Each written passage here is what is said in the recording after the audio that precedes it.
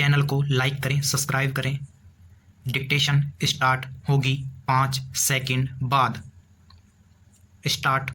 आपराधिक नियमित प्रकरण संख्या 1804/2017 में अतिरिक्त न्यायिक मजिस्ट्रेट 12 द्वारा पारित निर्णय दिनांक 7/3/2022 को आंशिक रूप से अनुमति दी गई और आरोपी याचिकाकर्ता को धारा के तहत दंडनीय अपराध के लिए दोषी ठहराया गया है। 138 NI एक्ट 1881 के अंतर्गत अधिकतम 1 वर्ष के साधारण कारावास तथा 1000 रुपये के जुर्माने से दंडित किया गया है। पैरा। आरोपी याचिकाकर्ता के विद्वान वकील का कहना है कि ट्रायल कोर्ट ने आरोपी याचिकाकर्ता को दोषी ठहराने और सजा देने में घोर गलती की है।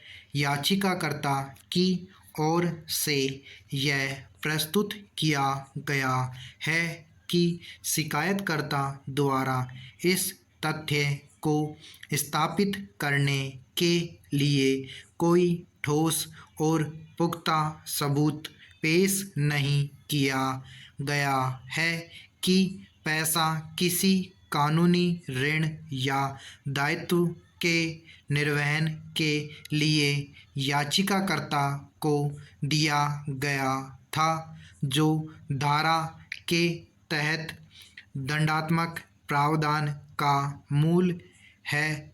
NI अधिनियम 1881 का 138 इस प्रकार उनका मानना है कि विद्वान ट्रायल कोर्ट के साथ साथ निचली अदालत ने भी उपरोक्त परिस्थिति पर विचार न करके कानूनी त्रुटि की है।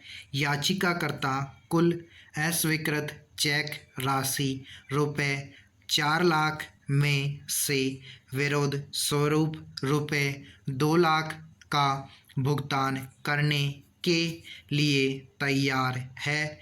मुकदमे की पूरी अवधि के दौरान वह जमानत पर थे, लेकिन स्वतंत्रता का दुरुपयोग कभी नहीं किया गया, इसलिए सजा के निलंबन की अर्जी मंजूर की जाए।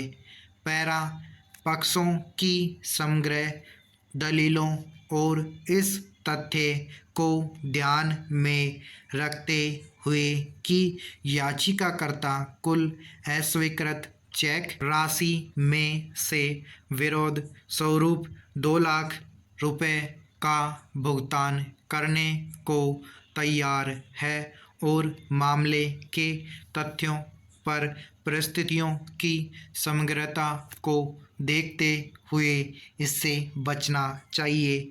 मामले की बारीकियों और अभियोजन पक्ष की खामियों पर कोई भी टिप्पणी करने से पुनरीक्षण याचिका की सुनवाई पर प्रतिकूल प्रभाव पड़ सकता है। इस अदालत की राय है कि यह आरोपी को दी गई सजा को निलंबित करने के लिए एक उपयुक्त मामला अभियुक्त याचिकाकर्ता तदनुसार धारा 389 CRPC के तहत सजा के निलंबन के लिए आवेदन दायर किया गया, अनुमति दी जाती है और यह आदेश दिया जाता है कि विद्वान अतिरिक्त न्यायिक मजिस्ट्रेट 12 द्वारा आपराधिक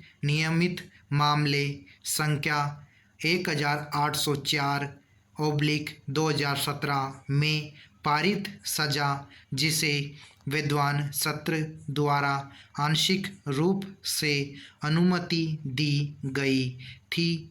न्यायाधीश 12 ने याचिकाकर्ता आवेदक रघुवीर सुमन पुत्र रामगोपाल सुमन के खिलाफ सत्र प्रकरण संख्या 21/2022 में दिनांक 13/10/2022 के फैसले के तहत उपरोक्त पुनरीक्षण याचिका के अंतिम निपटान तक निलंबित रहेंगे और आदेश दिया है कि यदि याचिकाकर्ता विद्वान ट्रायल कोर्ट के पास रुपये 2 लाख की राशि जमा करता है और विद्वान ट्रायल जज की संतुष्टि के लिए रुपये 50,000 की 2 जमानत के साथ रुपये 50,000 का एक निजी